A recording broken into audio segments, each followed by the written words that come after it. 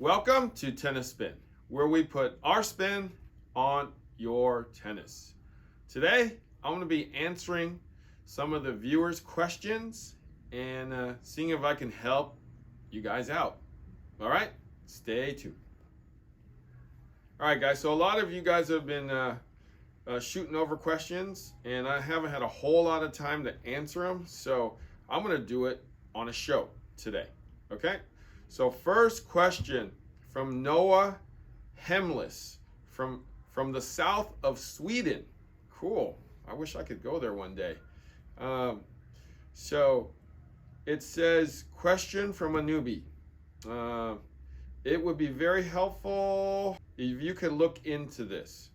I started playing with my friend about 3 months ago who has never played before. He bought a Wilson Pro Staff Precision 100. It was highly recommended by a seller in the sporting goods store as an inexpensive yet quality racket. He plays okay with it, but sometimes it is not easy to perform. It is just a bit heavy, late on ball sometimes, and not easy to generate power, but still manageable. Could you please recommend if it's better to invest money in another racket, or he perfectly can develop his game with this one without spending money on a new stick? I don't really understand if it's good stick to grow with, or if it's the type of stick which is difficult to play with, or maybe the racket itself is good, but it is better just to change strings as the original one is quite thick and feels like a wall. Thanks in advance, Ilya. Okay. So I just looked up this racket. It's called a Wilson Pro Staff Precision 100. And we do not have this racket in the States, in the United States. But looking at the specs of this racket, it's actually not a horrible racket. All right, so Wilson in Europe categorizes this racket as a recreational and beginner type of a racket. 27 inches, 16 by 19, 100 square inch head, 320 grams strung weight. So just by what I can see with the racket, and it's 80 euros for the racket, and it comes in a strung form. So for 80 euros, you get a strung racket. I would say this isn't a bad racket to roll with. It's definitely not going to be too much power for you.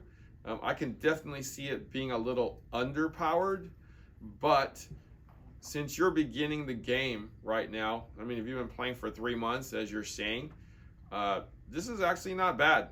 I would think the strings might need a change. Maybe string it at like with a hybrid at 55 pounds and see how that goes. But this is definitely what I would recommend for somebody who's definitely taking on the game as a newbie, and this will give you control, right? I mean, it's definitely going to be low on the power scale, which will force you to swing. So I would definitely prefer that you get a racket like this versus an oversized racket, which would be a crutch to you. That'll never teach you to learn how to swing. So I think you're okay with using this racket for at least another 6 months to a year. As you play more, as you develop more, then maybe look into something like a Wilson Clash or an Ultra, Babolat Pure Drive, Banana Arrow if you want. But this is definitely a good racket to start with.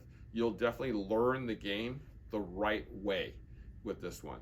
All right, thank you for that question. Next question from Derek Western. I have a 13-year-old playing mostly under 16s and a national player out of South Africa. We currently live in Austin, Texas, and training out of the University of Texas. We have just moved away from the Babolat drive in Arrow to the E-Zone, the Yonex E-Zone 100, so the lighter weighted one, 285 grams. Could this potentially be an option for the young man? He is playing with ALU Power Rough. I can even forward you a video of him. We need help. Yeah, shoot me a video, Derek. I'd love to see that. Let's see, so perfect. So, okay, he's 13 years old. I would definitely say Yonex E-Zone 100, 285 grams would be a perfect option for him. It'll give him a good balance of power and control. The ALU 16L, I hope you're stringing it at like 50 or less, maybe 52 or less, just to save his arm a little bit, depending on how big your son is. But definitely E-Zone 100 in that light version is a great option and is a great racket. So I would say you're definitely headed down the right path with that one. Okay, so stick with that. Shoot me a video. Let me see it. Thank you. So next question from Tony Vilo from Naples, Florida. I'm 63 years old and play Cat 1 national tournaments.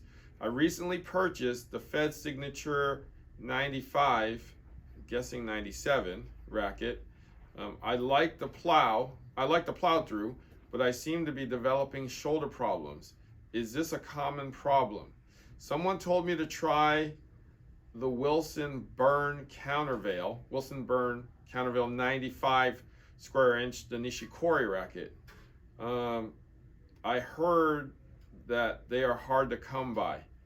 Okay, so yes, let me break this one up a little bit here.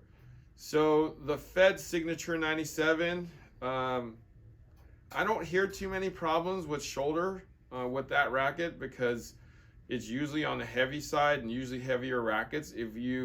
I'm guessing you have perfect technique, shouldn't hurt your shoulder because all that weight coming through should be okay. I mean, it's pretty head light, but the racket overall is pretty heavy. So I think you should be fine with that racket. Maybe add a little lead to 3 and 9, maybe 6 grommets worth of lead to 3 and 9, and give it a little more weight in the head because it's so head light, and that should do it. About the Wilson Burn Countervail 95 Nishikori racket, that racket's significantly lighter, and they do not make that racket anymore. The new version of that would be the Ultra 95 that can only be bought on the Wilson.com site. I wasn't a big fan of that racket, even in the Nishikori version. It was muted and too light, and I didn't get I didn't get a lot of feel from it. None of us really liked that racket a whole lot when it was available to us. So I definitely, if you're asking me personally, I would probably say that would not be the racket for you. I kind of like what you have. The Fed racket, try a little lead at 3 and 9. If that's not enough, try a little more at 12 o'clock, 6 grommets worth in each of those, and see how that goes. But that's definitely what I would recommend for you, Tony. Don't bother with that Countervail 95, that Burn Countervail 95 Nishikori racket. All right, good luck. Next question from Sarah Seripali Sandhya from India. Cool.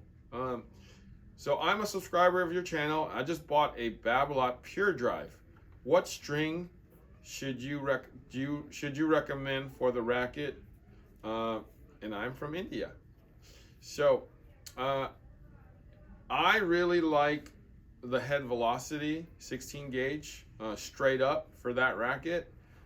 If you do have that, definitely go with that. If you want to try something that's a little more poly-esque and you want a little more spin, definitely try my Solinco Confidential 16L at 52 pounds. So velocity by head at 55, or Confidential 16L at 52 pounds. Or if you want, or you normally use a hybrid, blend those two. Try the Confidential on the main and try the velocity on the cross, and string it at 53 pounds. All great strings, all great combinations and tensions. Try that. Thank you very much. All right, next question from Uwe Wool. Dear Harry, Dunlop FX700 or Dunlop NTTF R107? Which one of them is better, and how do they compare to the Wilson Ultra 108 V3? Do you have any experience with them? I am a 65-year-old club player from Germany. Well, Uwe, I am very familiar with the Dunlop FX700, and I definitely am familiar with the Ultra by Wilson, the 108 version 3. All right, so I'm not familiar with the Dunlop NTTF R107, but I'm guessing it's very similar to the Dunlop FX700 or the Ultra 108 V3. Dunlop FX700 is a great racket. I love how it feels and how it plays, and I do love the Ultra 108 V3 too. They both are essentially, same category, same type of racket. I would definitely, you can't lose with either one. They both have great similar characteristics. If I had to choose though, I would definitely say Dunlop FX700, just because I like the way the ball comes off the racket a little better. So other than that, there's not that much of a difference. But just personal preference for me would be that Dunlop FX700. If you guys want to send me some questions, I will put a link below. Got that new website for you, tennisspinusa.com. If you want to buy my merch or support the channel, you can do it there. If you want to buy me a beer, check out my About page on YouTube. All right, thanks very much. Thank you for watching Tennis Spin, where we put our spin on your tennis.